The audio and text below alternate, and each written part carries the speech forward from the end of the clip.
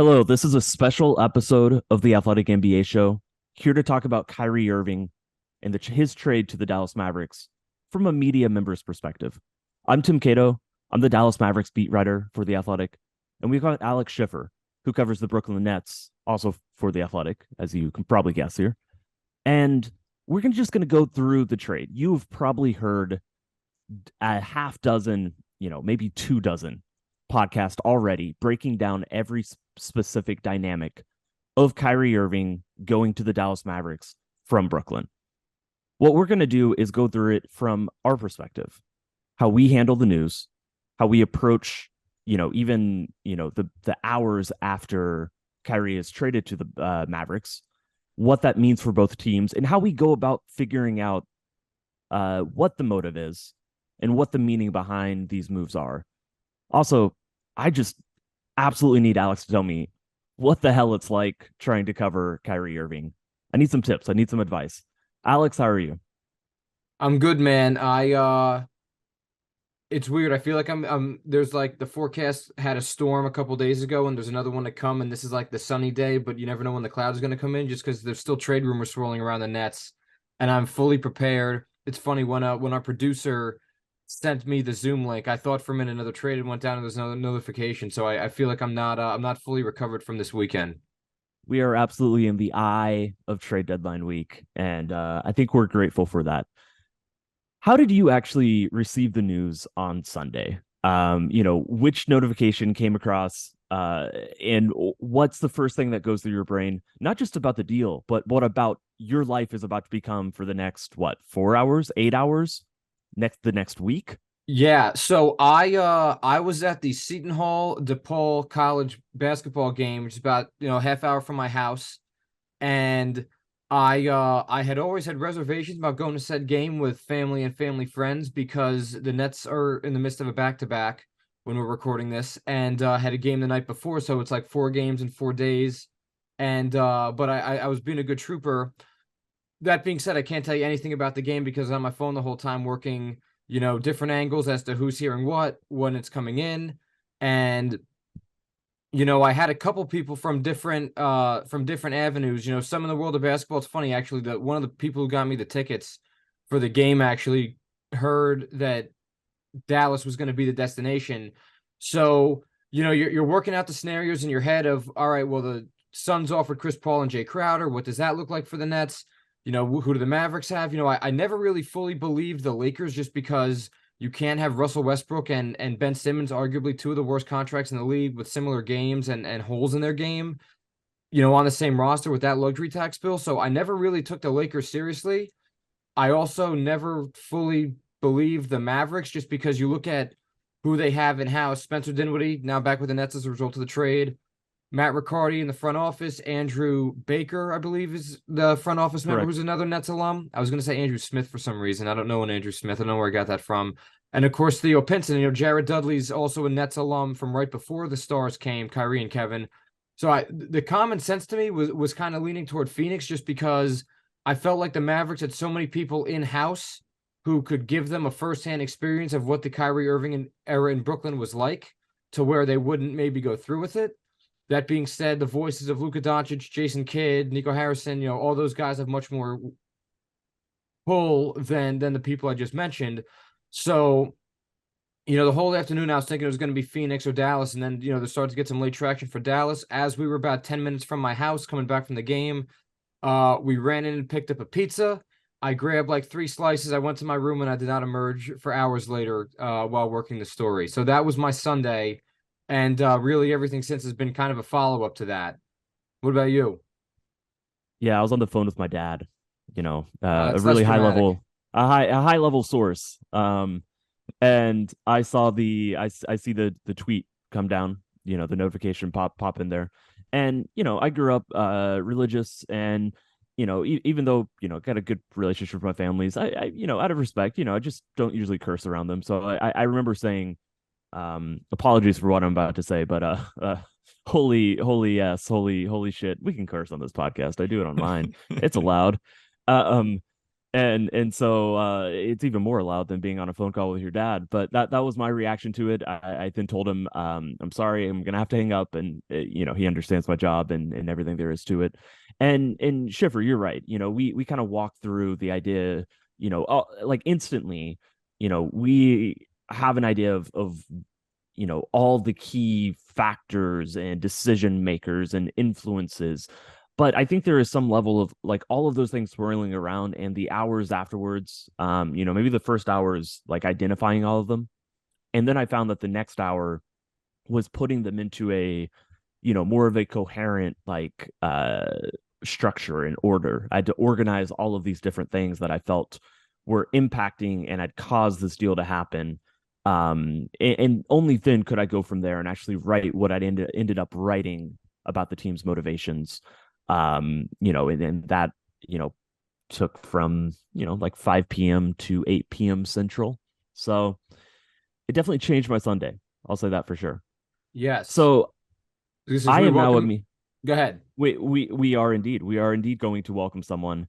And this is important because I am a media member who now is going to have to cover Kyrie Irving.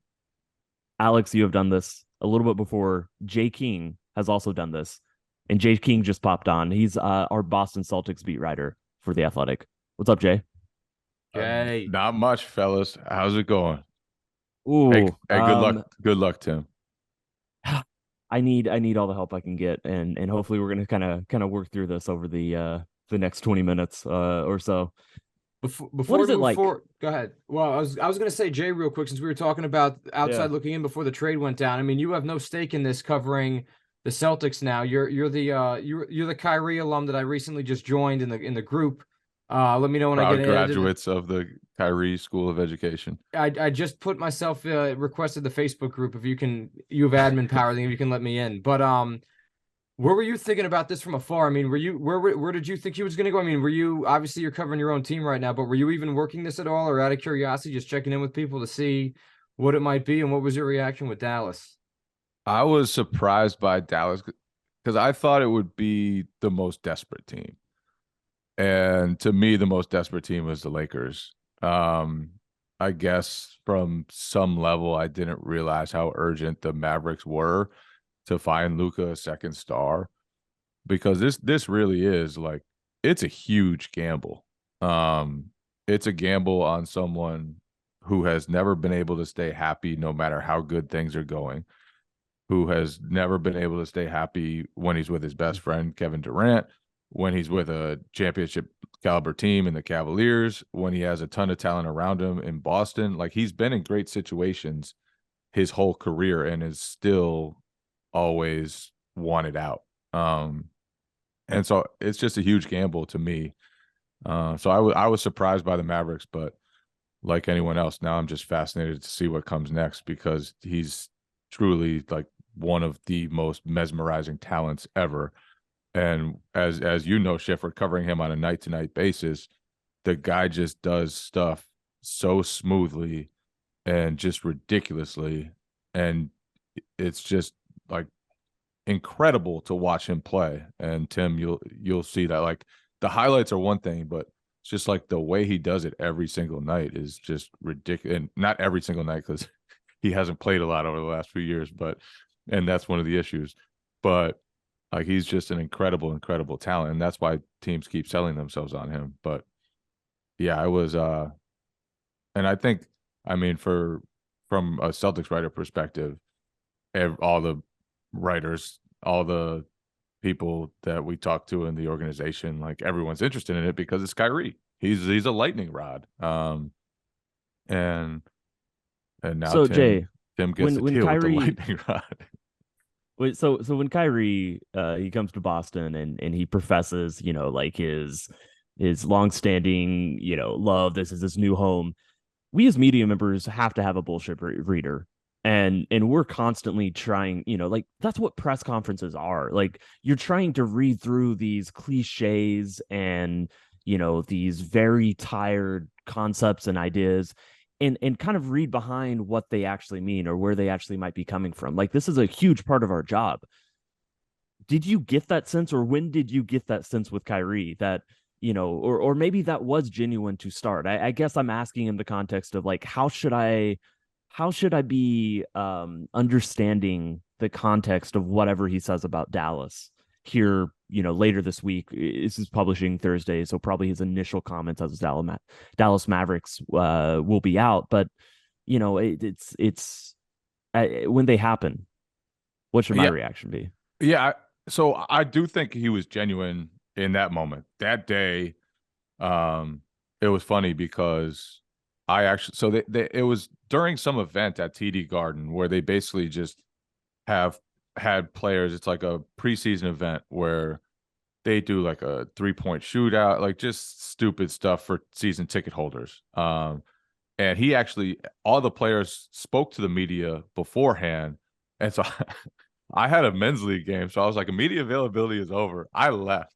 And so I was not there the moment Kyrie professed to the crowd at TD Garden that he was going to stay with the Celtics forever. But I do think in that moment it was genuine. And that first year he was with the Celtics, he was great. He was great to the media. He was great as a teammate. He was on the same page with everybody. And that year, if you can remember, it was Gordon Hayward got hurt 5 minutes into the season, and nobody really expected much of the Celtics. Then they ripped off 16 straight wins like a second later, and then even after Kyrie got hurt, went to the Eastern Conference Finals. Who knows what would have happened if he had stayed healthy?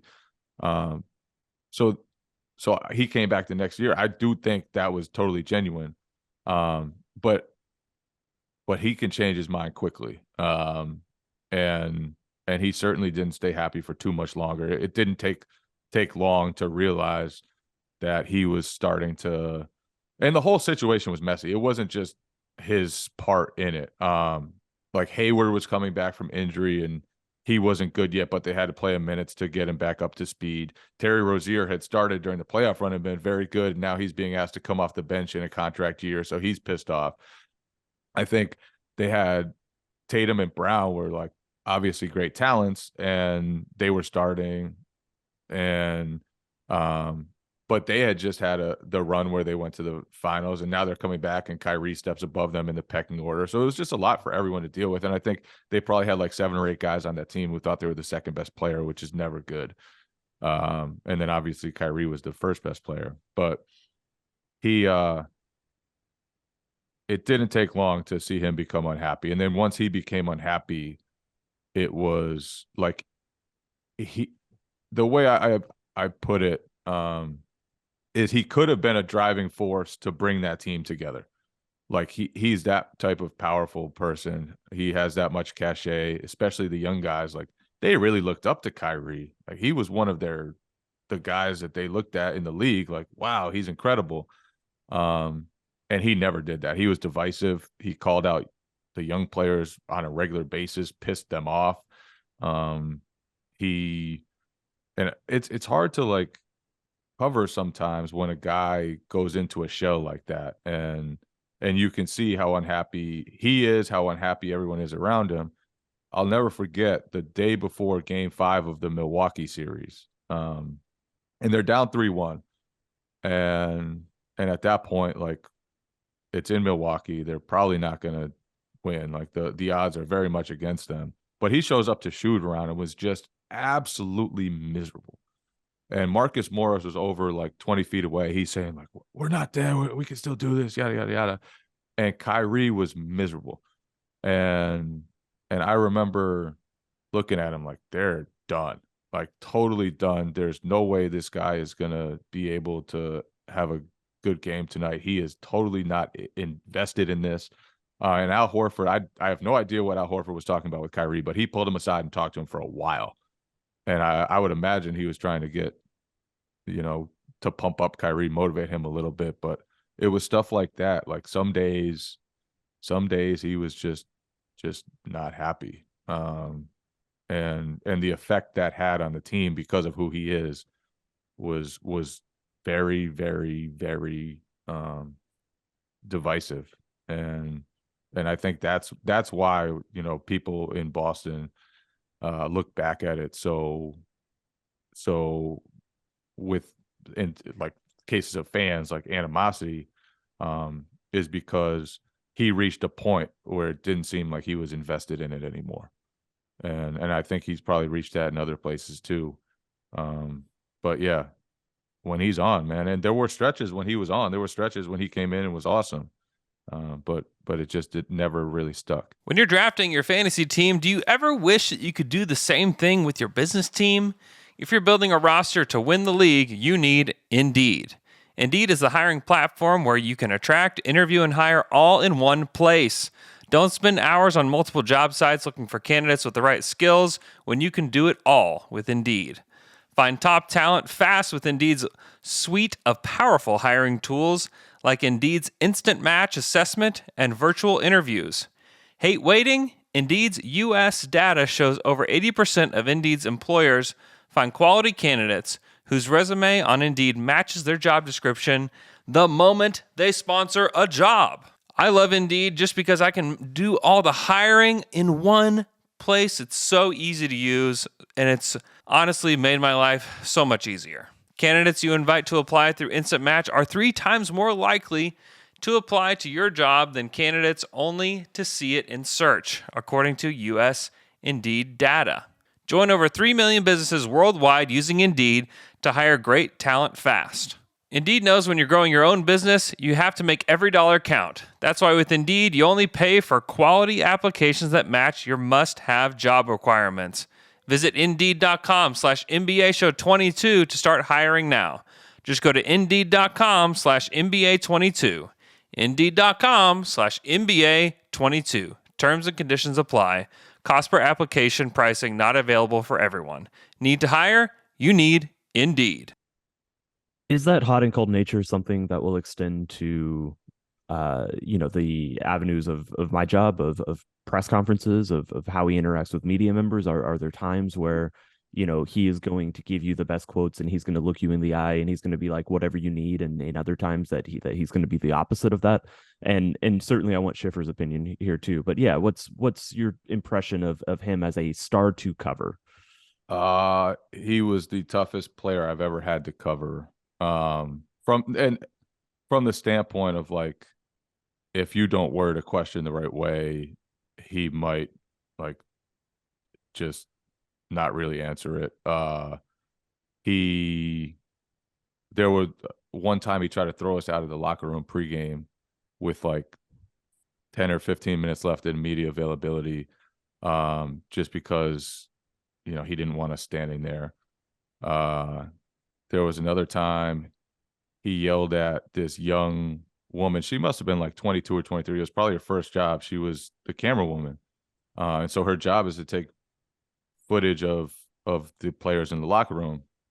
And he was dressed like it wasn't. And he started barking at her, like mad that she was taking footage of him. And then she said, "I'm sorry." Like, she was so sweet about it. She's like, "I'm sorry. I can change the angle if you think like whatever." And then he just kind of yelled at her again. How much should I share? I guess I'll share it all. Why not? There was one time in Chicago, and I don't know if people really care about media stories too much, but they got bludgeoned in Chicago, like absolutely killed by a Bulls team that I don't think they were that good at the time, if I'm remembering correctly. And someone asked him if he was worried about the way their season was going, and he said, "No, we'll be fine in the playoffs." Someone asked him why. He said, "Because I'm here." And so after that, Jackie McMullen was there. Jackie's like the legend, The GOAT. absolute legend, the most respected media member in history. And she's just kind of joking with Kyrie, and she said, "Kyrie," she's like half joking. She's like, I don't really buy it. Like just kind of a lighthearted moment. And he said, "I don't give a fuck," and turned around and spun off. And so stuff like that you'll have to deal with now, Tim. And I can't wait. But also, like, I told Schiffer this when he showed up to Brooklyn. He's like the guy, like Billy Madison and his friends, like he will drop a flaming bag of shit on your doorstep every day, and it'll be like this incredible gold content. Sometimes good, sometimes bad, sometimes really interesting, and it's just like fascinating content. He's one of the most, like, there's never a dull moment around Kyrie Irving. Yeah, it's funny. I feel like I can't really match some of Jay's stories. You have to remember with me, it's been a different type of media access every year since I started covering the team because of COVID. When Kyrie first came to Brooklyn, he talked about his failed leadership in Boston and how I think the death of his grandfather, affected him towards the end of his stint there. And for a while at the start, he was pretty good to deal with from a access perspective. It's not like he was giving one-on-ones or anything early on, but I remember speaking to Jack McMullen, like her ESPN story that fall of 2019, that the Nets were already kind of worried about him, which has aged terrifically. I remember he was classified as moody, and like 2 or 3 games into his stint, he's already answering questions about his behavior and how he can kind of shut off a bit. And I remember him kind of like saying pretty direct, this is during post-game locker room scrums back in the day, I'm proud of who I am. And he was playing terrific. He had 50 in his first game, and then he injured his shoulder on a layup against the Pelicans, and then it kind of got weird where he just stopped being in the lineup. I remember his last game was in mid-November in Denver, because that was Amon Shumpert's first game, because he came in as I'm trying to remember who they signed a 10-day for with him. But for a while, we just heard nothing on Kyrie. Kenny Atkinson who was the coach at the time, didn't have much to say on it. It's kind of now been revealed he was looking at multiple doctors and not exactly solely listening to the Nets medical staff. He was seeking his own opinions. I think there was something that he was like out in Arizona for one of them. Then he gets a cortisone shot. He comes back in January that year, and a couple things happened in that stretch. One of my first one-on-one dealings with him, I'm from New Jersey. Kyrie's from New Jersey. We're 3 years apart. We have a lot of mutual acquaintances, I guess I would say. His high school's a straight shot up on the highway from where I live. And like Jay did a St. Pat's story on him. For those of you who don't know, St. Pat's, was and still kind of is now known as the Patrick School, NBA powerhouse. Al Harrington went there. Jonathan Kuminga on the Warriors. Kyrie, Michael Kidd-Gilchrist. I had heard he was helping out at practices while injured with the Nets. And so again, I know a lot of, St. Pat's played against my high school. And I went up there for a story on what Kyrie does helping these kids at practice. And I wasn't really expecting him to be there. I was expecting to get, kind of like a right around type deal, just going, given he was hurt. And the high school coach says to me, I'm waiting outside in the lobby of this place. And he goes, like, where are you? I was like, I'm outside in the lobby. He goes, Kyrie's talking to the team. Get in here. And, I kind of try to slowly enter the room and everything. And of course, the door makes this loud creak and everyone's looking at me. He's like, Kyrie looks at me. He's like, hello, what's going on? Take a seat. And, he was great to me that night. There was, I watched the whole practice. His dad and Godfather Rod Strickland were there. And, it's funny, people talk about it sometimes, when you get these exclusive, what goes through your head. And, I was nervous when I saw that he was there, just because it's like there was all this mystery about his shoulder. Like, is he going to yell at me? Like, what are you doing here? Like, I'm almost like the paparazzi.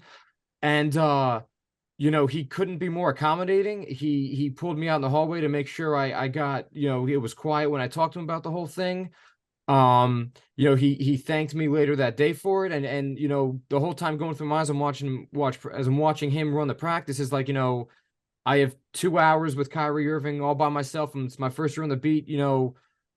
Hopefully he doesn't think I'm here for his shoulder, and hopefully I don't screw this up. And it was him and I had a good rapport for a while after that.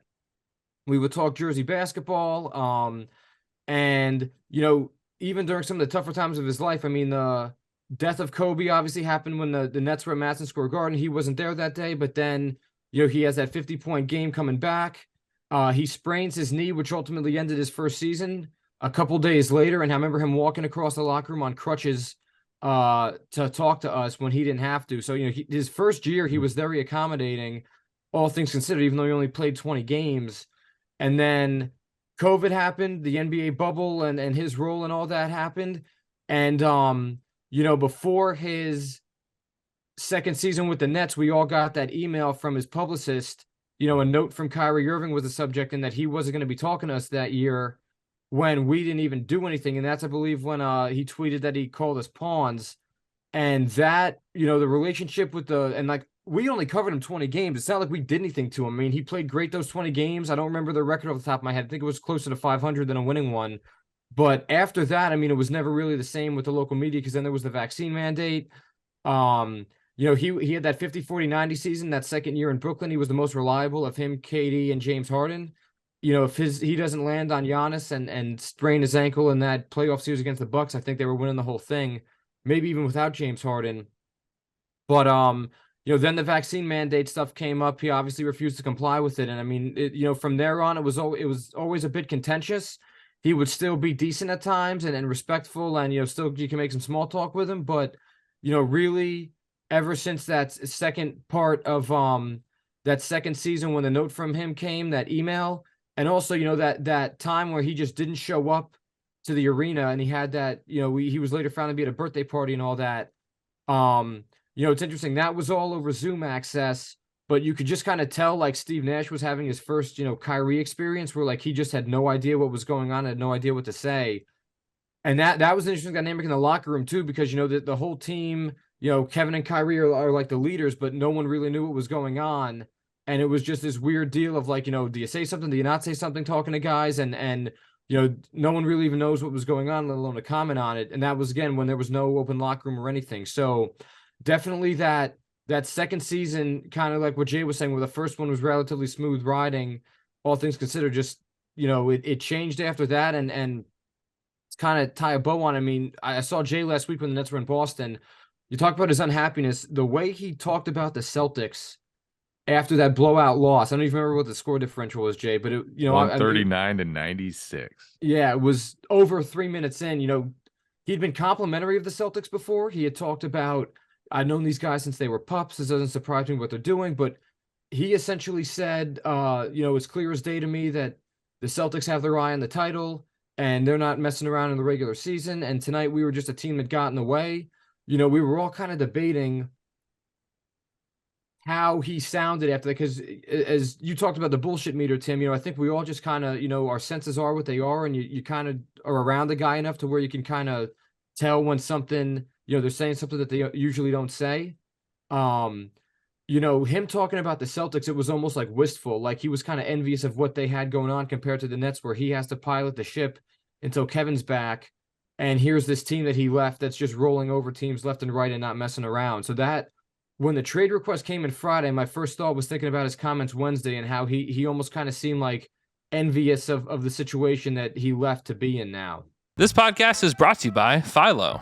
There's nothing better than unwinding and watching a little TV. But what's not relaxing is just trying to figure out what to watch, or paying a crazy cable bill every month. That's why I decided to cut the cord. I love TV now because I use Philo as my solution. Philo is live and on-demand TV for just $25 a month. Philo has VH1, BET, AMC, A&E, plus more than 60 other channels like Comedy Central, Nickelodeon, Paramount, Discovery. You never miss a minute of shows that you enjoy watching. I always enjoy watching the Food Network, is really fun. My wife and even my kids like to sit down and watch the Food Network. Has some great shows there. My wife likes to unwind and watch a little Lifetime. You know what? Philo's got it. Even MTV, right here on Philo. There's no contracts, no commitments, no hassles. Just a better way to watch TV. If you got little kids, you can watch Nickelodeon, catch the latest episode of Paw Patrol right there on Philo. Philo has no contracts, no commitments, no hassles, just a better way to watch TV. Philo has an unlimited DVR for 1 year. Save all your favorite shows, and you can watch them whenever you want. Philo also allows for multiple profiles and multiple streams, so everybody in your house can be happy, save your own shows simultaneously on 3 different streams, so you don't have to fight over what's being saved or what's being watched. It's so easy to use and really easy to sign up. You can watch from your laptop, from your phone, Fire TV, Roku, Apple TV, Samsung, Android TV, you name it. With Philo, you can start watching in seconds for less money, with less hassle, and channel comfort. Sign up today at philo.tv. That's philo.tv, and use the promo code NBA Show to get 50% off your first month. There's a word that I think summarizes a lot of what you both have just said now, and it's a word that sports writers love to use. Alex and Jay, be honest. Have you ever described Kyrie Irving as a mercurial point guard? I don't think I've ever said that word in my life, but Same. but he would certainly qualify. It's so weird. It's an adjective that gets attached to point guard specifically. I swear I've seen it to use, Rajon Rondo was probably the first one who got it a lot. Point guard. Yes, he was For very sure. mercurial. This might be the first time I've ever said it out loud as well, but I have absolutely written it. And, I think that the way to summarize Kyrie is that he is prone to unpredictable and sudden shifts of mood or temperament. And, he is always genuinely himself to a fault, I think is fair to say.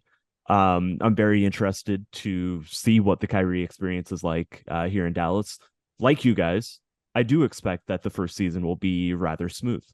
And the real question for Kyrie and his relationship with Dallas and his relationship to media members in Dallas will begin if and when, let's say if.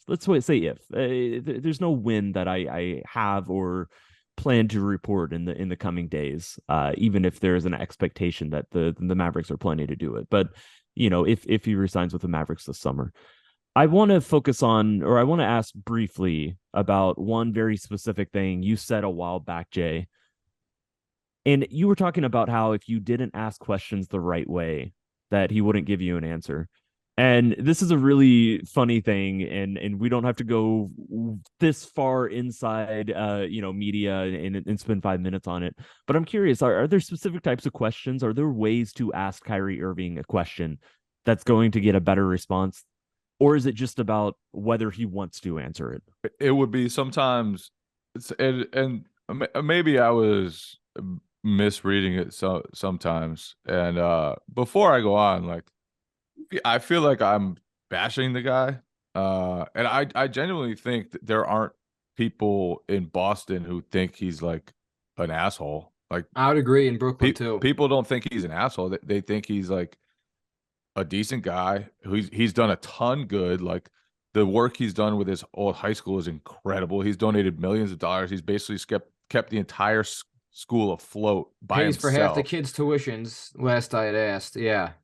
And so the stuff that he's done is incredible. And it wasn't like he was coming in and doing like being bad to his teammates, like just being disrespectful to his teammates. I just think they didn't know how he was going to act on any given day. And over the course of time, that has a cumulative effect, where people are kind of walking on eggshells. And I just think it all started with his unhappiness. And it's sad, honestly. To some extent, it's sad. Like, you feel for a guy who has what he has and has played with the teammates he's played with and has never been able to find like satisfaction. Like that really is, when you think about it, heart-wrenching in a way.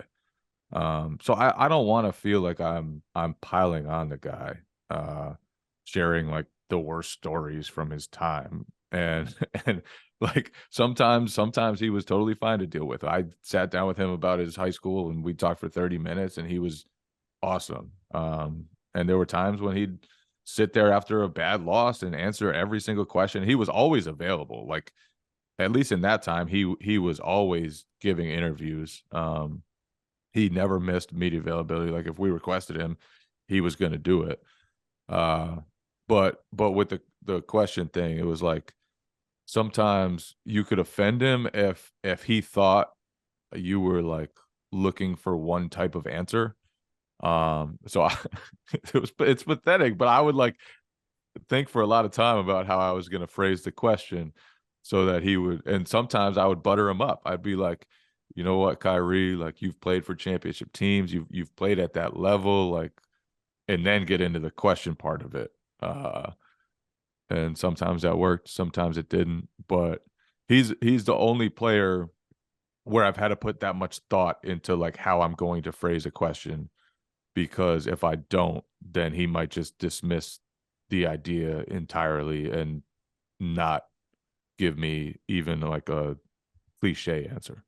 And it's a common thing in sports writing. You know, there are cliche ways to phrase questions that there's an understanding what is being asked and what is being expected from the answer. And I try to avoid those as much as I can. But if you go to any press conference, you're going to hear those. But if you were to answer those questions literally, and occasionally players will, yeah, you know, how do you feel about the loss tonight? You know, it's supposed to be more like, how does this loss impact, you know, this point of the season for you guys? And, you know, is it frustrating? Is it, you know, exciting? You know, whatever it is. But, you know, it's kind of a shorthand parlance that I think is probably a little too common, but you know, could be answered literally. Schiffer, same for you, you know, just in terms of asking Kyrie questions. What's that like? Or what was that like for you? Yeah, you know, just to throw in with Jay real quick, you know, I think Kyrie's got some Robin Hood to him, where you talk about the charity events, like the Nets would get texts about, you know, the lives he would change from his donations and whatnot, and he just didn't want to put it out there and would rather keep it to himself. And, you know, we're talking about his image and whatnot. I mean, in a way, you got to respect him for the way he's kind of kept that stuff to himself instead of, you know, put it out there of, look, all the good I'm doing. I do think that there's a debate there as to, you know, how some of that stuff maybe could have helped him over the years, given some of the water he's found himself in. You know, in terms of the questions, it's been interesting. Like, I do think he's got some personality. I mean, you know, a couple weeks ago when they were kind of in this rut where, you know, every game would kind of go the same, where they had a hot start, second quarter, third quarter, when Kevin and or Kyrie would hit the bench, other team gets back in the game, then the game kind of came down to who wins the fourth quarter. You know, I mentioned the movie Groundhog Day with Bill Murray. I was like, you know, Kyrie, every game lately seems like it's been Groundhog Day. And he's like, Groundhog Day. He's like, what's that? And I was like, the movie. And he goes like this. He's like right over my head. And you know, then like he took another question. He comes back to me. He's like, how old are you? I was like, I'm 27. And he's like, that's right, we're same generation. He's like, Groundhog Day. I haven't seen it. So, you know, I think, you know, with the question stuff with him, it was interesting because, you know, like the vaccine stuff, you know, you would ask him, like, do you feel guilty at home, you know, watching your team play and struggle without you? And, you know, he would make it personal, like, don't get your emotions involved in this, when it's like, no, I think, you know, I would argue that's a fair question of, like, you're ineligible for this game because of a decision you made, but your team is kind of facing the consequences of it, right? And so he would get very defensive with some of those things very, very quickly. And you know, even this year with the documentary stuff, the anti-Semitic documentary, you know, he that press conference, that the first one where it got really hot, I'll remember the rest of my life, because Megan Triplett, the Yes Network sideline reporter, you know, asked him about it, you know, the backlash. And, you know, usually the regional sports networks, obviously, you know, those guys kind of know, you know, because they cover the team's games, you know, it's going to be, you know, they're not going to be as hard or whatever, you know, and he was starting to give her attitude. He's like, you know, what backlash? And that's when I kind of knew it was going to get ugly. And, you know, you see him blowing up and saying, you know, I can't be anti-Semitic. And he had the second press conference where he doubled down on it. And it, you know, he was doing this thing where he would give these really long answers and you just couldn't really understand what he was getting at. And he wasn't directly answering the question, which obviously, you know, if you're asking him to denounce anti-Semitism, it's kind of a straightforward, not run-of-the-mill type thing. You know what I mean? It's either you do or you don't. And so I think a lot, you know, he played hardball for unnecessary reasons, I feel like, and it just kind of seemed like no matter how you phrase it, because like Jay, you know, some people go to bed counting sheep. I kind of fell asleep at times this year trying to figure out better ways to ask questions during this whole thing, because these aren't subjects they necessarily teach you about in journalism school with how to handle. There's no book on it. And it just seemed like, you know, each time that, you know, those two press conferences he had and, you know, everything, asking the other guys about it in the moment, you know, it was so difficult because you were trying to ask in a genuine way, but, you know, acknowledging Kyrie's headstrongness was also kind of a thing where, you know, Do the guys know where you're coming from?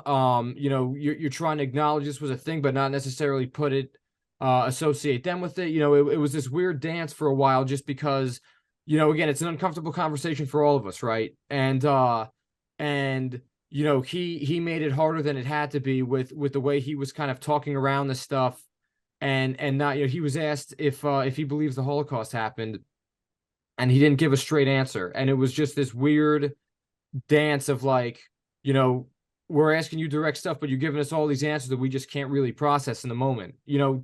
And to go back on something, you know, this is a long time ago, but he had that comment in January 2020 where after a loss, you know, he talked about the Nets roster and how glaring it was compared to the rest of the contenders. And like in the moment, we didn't really think anything of it. And then as we're all transcribing in the Philadelphia media room at Wells Fargo Center, it all hit us like, oh, wait a minute. This is what he's saying. He's naming half these guys that shouldn't, you know, that it sounds like in his opinion shouldn't be on the team anymore or won't be going forward. And so there was just definitely times where you didn't really, you just couldn't really figure out what he was meaning in the moment. And afterwards it would hit you of like, oh, wait a minute.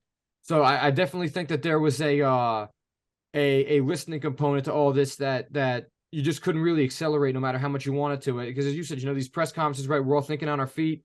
I've kind of compared it to like a fantasy football draft queue where you have, you know, you could stash a player away for who you want taken later round. And if it's gone, you know, you might have 3 questions in your head. If those are the 3 questions before you get the mic, it's like, wait, what am I asking? And so with him, I just think it would be difficult at times because you're still processing what he said 2 answers ago for your own question. You're like, wait, what?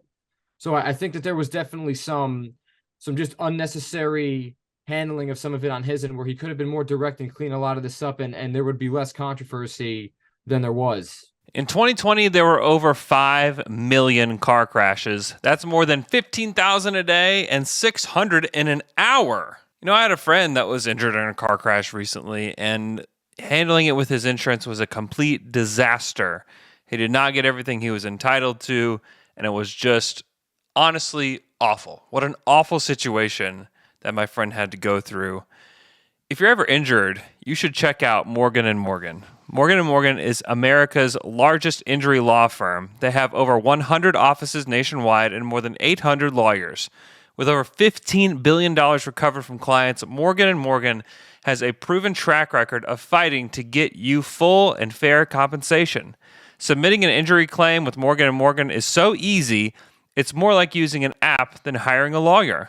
In fact, it's so easy, it's more like ordering takeout than hiring a lawyer. With Morgan & Morgan, you can submit a claim without even having to leave the couch. Just open up your phone, and in 8 clicks or less, you're already done. If you're ever injured in an accident, you can check out Morgan & Morgan. Their fee is free unless they win. For more information, go to forthepeople.com/NBA show or dial #LAW.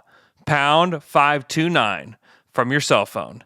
That's FOR thepeople.com/NBA show or #LAW #529 from your cell. Yeah, he never ever ended a controversy. Like even in Boston, it was like the video came out of him and Durant at All-Star Weekend, and instead of just saying we weren't talking about that, it was like he said a whole bunch of really stuff that wasn't really meaningful, and it just did not diffuse the situation whatsoever.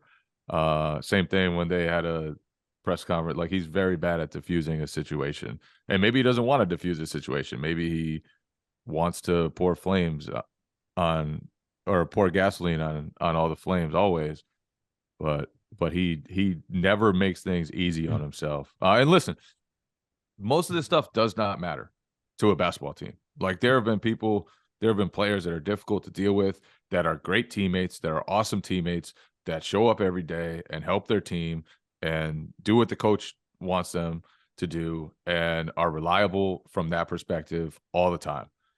And so none of this stuff that, I mean, the anti-Semitic stuff ended up mattering on the floor because, you know, he was suspended, and some of the comments he said about his teammates, I'm sure they look at him differently because of that. And so some of that stuff actually mattered. But for the most part, the way he deals with guys like us literally does not matter to the basketball team whatsoever. It's more so like, can the Mavericks get him to play a lot? Can they get him to manage everything in his life so that he is reliable on a daily basis? Because when he is, and we just saw it in Brooklyn, they went 18-2 in a 20-game stretch with him and Kevin Durant, and now he's playing with Luka Doncic, who is one of the few people on earth who is in a similar caliber to Kevin Durant. And so, as much as we say stuff about all this, I just want to make it clear, like, a lot of what we're talking about doesn't matter on the basketball court. But he still hasn't been reliable, and that's the stuff that's the reason why Brooklyn's 4 years or 3.5 years with him didn't go nearly as well as planned. It was part of the reason, I'm sure, why Kevin Durant wanted out. It was part of the reason we've heard why James Harden wanted out. And in Boston, like, he left, and Al Horford ended up leaving in free agency. It took them years to get back to a level of talent that they were at that time. They still don't really have a level of talent as good as they are now. Like, that team was just loaded. And so he has left places in pretty bad situations. And honestly, like, from a perspective of, like, I just hope the guy finds happiness and is able to just enjoy what he has, because you can see, like, the stuff with the media, the stuff with a lot of stuff, like, it's just a fight for him, is how I would put it. And in a lot of ways, like, he is a sympathetic figure who doesn't always deal with it well, and sometimes deals with it really, really poorly. But there are ways that you definitely feel for the guy. Yeah, I think everything we've talked about this on this podcast so far contributes to the journey that has led him now to Dallas, and now that he's a player that I am covering. But Schiffer, you said earlier they don't teach in journalism school how to cover Kyrie Irving. There's not a book about it. There's now a podcast, and I appreciate y'all's perspective. I feel closer to start this interesting journey and story of Kyrie Irving, Texan, than I was before. So wish me luck. And to everybody else, thanks for listening. We'll see ya.